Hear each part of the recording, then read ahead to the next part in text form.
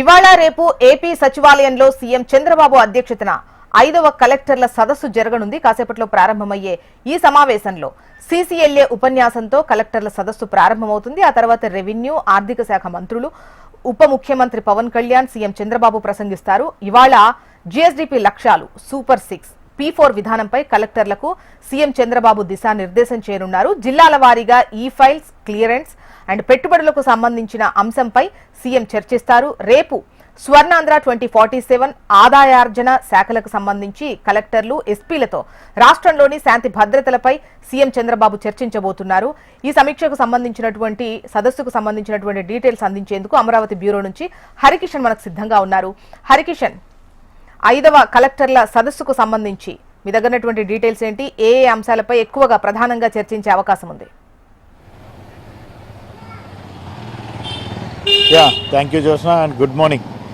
ఈరోజు రేపు రాష్ట్ర సచివాలయంలో రాష్ట్ర ముఖ్యమంత్రి చంద్రబాబు అధ్యక్షతన 5వ బ్లాక్లో కలెక్టర్ల సమావేశం అయితే కొనసాగుతోంది. ఇది 5వ సమావేశం. ప్రధానంగా ఆంధ్రప్రదేశ్ రాష్ట్రం అభివృద్ధి వైపు అడుగులు వేయాలన్నా, భారతదేశంలో రాష్ట్రం ప్రత్యేకంగా నిలవాలన్నా దానికి సంబంధించి పెద్ద ఎత్తున జిల్లాల నుంచి ఆర్థిక ఆదాయాలు, ఆర్థిక వనరులు సమకూర్చాల్సినటువంటి అవసరం ఉంది.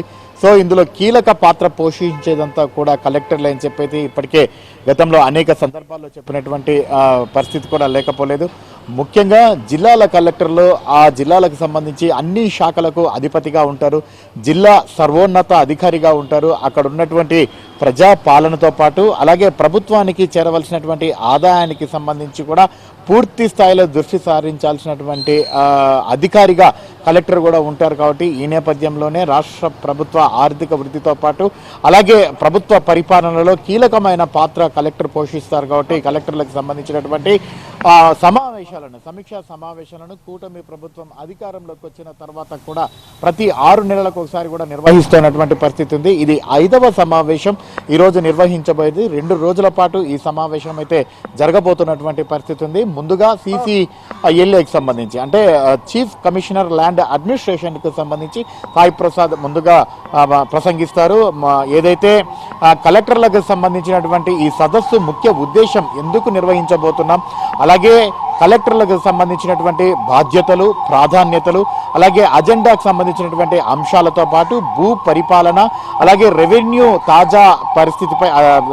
వ్యవస్థ తాజా పరిస్థితిపై పాటు అలాగే ఫైళ్ల క్లియరెన్స్ సంబంధించి, సో కలెక్టర్ల పనితీరుకు సంబంధించి ఆయన కంప్లీట్గా కూడా తన ప్రారంభ ఉపన్యాసంలో చెప్పబోతున్నారు.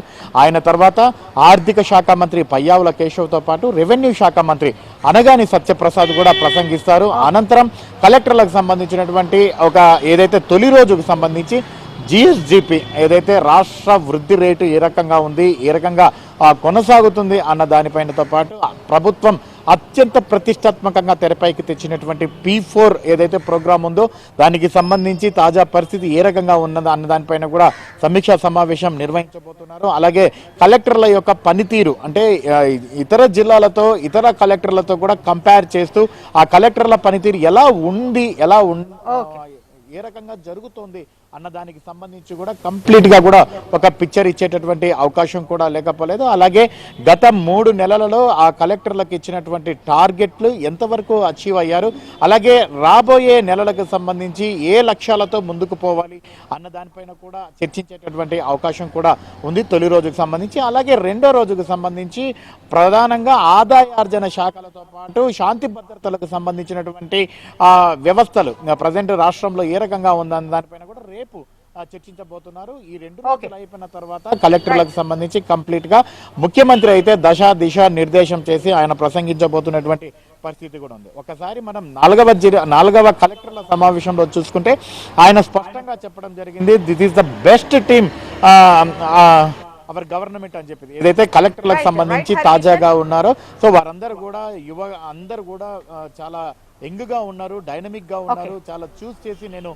ఈ టీం అయితే ఉంది, ఇది చాలా బెస్ట్ టీమ్ కాబట్టి నిర్దేశించినటువంటి లక్ష్యాలను ఖచ్చితంగా అచీవ్ అవుతారన్నటువంటి ఒక నమ్మకంతో చెప్తున్నానని చెప్పేసి కూడా ఆయన చెప్పడం జరిగింది. మరి ఆయన వారిపై పెట్టుకున్నటువంటి నమ్మకం అలాగే రాష్ట్ర ఆర్థికాభివృద్ధికి సంబంధించి ఏ మేరకు ముందుకు పోతుందనేది మాత్రము ఈ రోజు సమావేశంలో తెలిసేటటువంటి అవకాశం ఉంటుంది. జ్యోత్స్న.